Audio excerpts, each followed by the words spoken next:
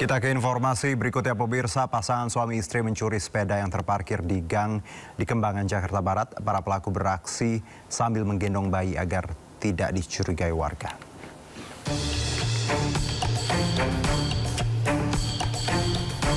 Kamera pengawas merekam pasangan suami istri yang merupakan pelaku pencurian yang beraksi di Kelurahan Meruya Selatan, Kecamatan Kembangan, Jakarta Barat.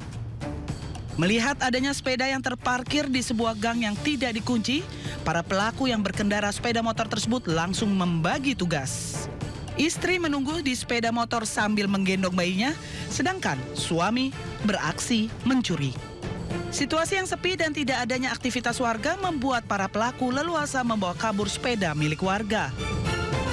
Pelaku datang dari arah sana, berdua suami istri, perempuan membawa anak kecil, ditaruh di depan, mungkin usianya masih kecil, masih bayi sepertinya. Nah, pelaku yang laki-laki sempat pura-pura nelpon kemari.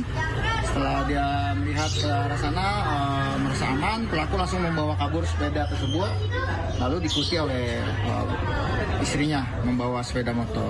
Pak, itu memang sepedanya setiap hari itu ditaruh di sini, Pak? Ya, betul. Jadi sepeda itu memang karena beliau kerja menggunakan sepeda, terus lokasi rumahnya emang sempit, ya, jadi tidak mungkin taruh di dalam, jadi dia taruhnya di luar. Gitu. Atas kejadian ini, korban mengalami kerugian ratusan ribu rupiah. Korban tidak melaporkan kasus ini ke polisi, namun memviralkannya ke lingkungan warga dan media sosial. Ya, pemirsa, awasi anak balita Anda. Lepas dari pengawasan orang tua, balita tewas tersengat listrik gardu PLN yang tidak terkunci di Blitar, Jawa Timur. Jasad korban ditemukan tergeletak di bawah gardu.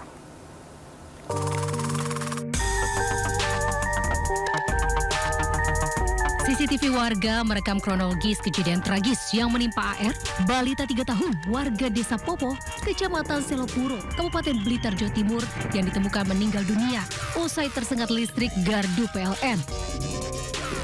Dari rekaman tersebut, korban membuka dan menyentuh kabel di dalam panel, kemudian korban terjatuh dan tak berdaya hingga ditemukan tewas di lokasi. Dari penyelidikan polisi, kejadian menimpa korban merupakan kelalaian dari dua pihak, yakni pihak PLN dan orang tua korban. PLN dinilai lalai, tidak mengunci panel gardu PLN, sementara orang tua korban biarkan balita malang tersebut lepas dari pengawasan. Hasil olah TKP dipastikan anak itu tersengat oleh aliran listrik yang ada di gardu PLN, di mana gardu ini ternyata tidak terkunci. Jadi langkah-langkah dari pihak kepolisian akan meminta klarifikasi dari pihak PLN yang rencananya pada hari ini akan dipanggil. Dari keterangan warga setempat, panel PLN sudah lama dan kerap terbuka karena tidak terkunci. Belakangan pun diketahui korban saat kejadian tinggal bersama sang nenek yang saat itu tengah mencuci, sementara kedua orang tuanya bekerja. Ya pun boleh lama nih, bentang. Sing pemilik rumah pun nggih semerat lek niku jarang dikunci. Ada punya rencana itu. Nggih pun nate nang ngoten to. Kan mikirnya nggih ngeten PLN kan sering to survei keliling ngoten niku kan. Cuma kok mboten dianu mboten langkah. Kini kasusnya ditangani Satreskrim Polres Blitar. Lakukan pemeriksaan intensif dan memintai keterangan pihak PLN guna mempertanggungjawabkan insiden tersebut. Dari Blitar, Jawa Timur, Robi Ridwan melaporkan. Kepala Desa Munjul, Pandeglang, Banten, Iip Surami Harja mengakui sosok laki-laki dalam video mesum yang beredar adalah dirinya. Ia menyebut aksi tak senonoh dalam video itu terjadi sudah lama sebelum dirinya menjabat sebagai kepala desa. Diem ja, ini ja. Kok gitu sih? Viral di media sosial, sebuah video mesum seorang laki-laki dengan seorang perempuan melakukan tindakan asusila di dalam mobil. Belakangan diketahui aktor dalam video tersebut merupakan Kepala Desa Munjul, Pandeglang, Banten, Iip Surami Harja. Namun belum diketahui siapa perempuan dalam video. Iip yang telah menikah dan memiliki 2 orang anak ini mengakui sosok laki-laki dalam video mesum yang beredar adalah dirinya. Ia menyebut aksi tak senonoh dalam video itu terjadi sudah lama sebelum dirinya menjabat sebagai kepala desa. Saya dilantik kemarin kurang lebih tanggal 14 Agustus dan saya yakin dari tanggal 14 Agustus sampai hari ini kode etik, sumpah jabatan saya selalu jaga. Artinya saya yakin bahwa gelar peristiwa itu bukan sesudah saya dilantik sebagai kepala desa tambahan 2 tahun jabatan. Pertama bahwa didugakan itu di tempat umum.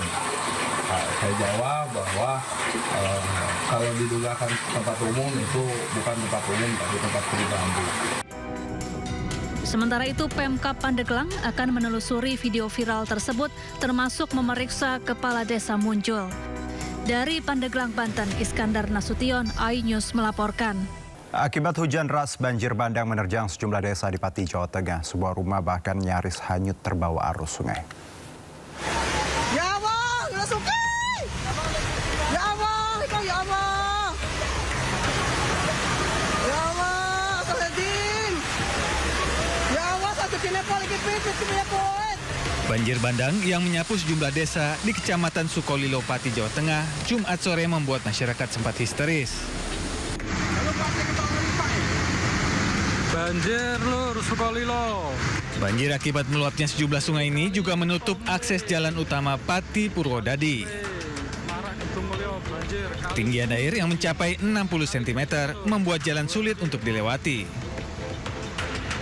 Bahkan salah satu rumah warga di Desa Sumber Soko hampir hanyut terbawa arus air. Rumah yang diketahui milik Sunoto tersebut, sebagian temboknya sudah runtuh terbawa aliran sungai. Ini rumah di tepi sungai mengalami longsor. Ya ini ibadah rumah Dampi Roko. Itu tepatnya di rumah Bapak Sunoto RT 4 RW 1 Desa Sumber Soko. Untuk kerugian ditaksir sekitar hampir 300 juta karena rumahnya ini tidak bisa dipakai lagi. Jelang tengah malam, banjir berangsur surut. Petugas BPBD bersama relawan dan masyarakat gotong royong membersihkan sisa lumpur di jalan untuk menghindari terjadinya kecelakaan. Kuat dugaan banjir ini akibat gundulnya hutan di kawasan Pegunungan Kendeng. Dari Pati, Jawa Tengah, Vindi Agil, iNews melaporkan. Pemirsa, banjir menggenangi kawasan Kaligawe termasuk Pasar Waru Kaligawe, Semarang, Jawa Tengah. Akibatnya pedagang terpaksa berjualan di pinggir jalan dan mengalami penurunan omset.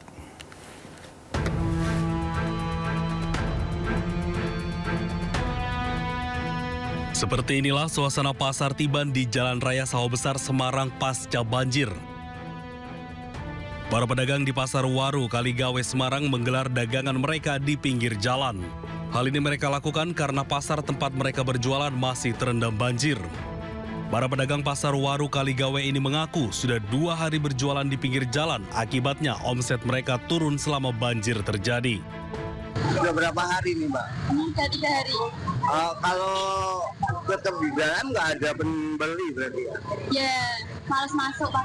Kondisi seperti ini sempat membuat pengurangan omset nggak, Mbak? Kalau jual jadi sedikit? Ya, kalau misal tawar ya. Sebelumnya banjir dengan ketinggian 1 meter lebih melanda Kaligawe, Semarang. Bahkan petugas harus mengevakuasi warga menggunakan perahu karet dari titik banjir. Tak hanya melanda permukiman warga, banjir juga menutup akses jalan dan berdampak pada aktivitas warga. Dari Semarang, Jawa Tengah, Doni Mahendra, iNews melaporkan.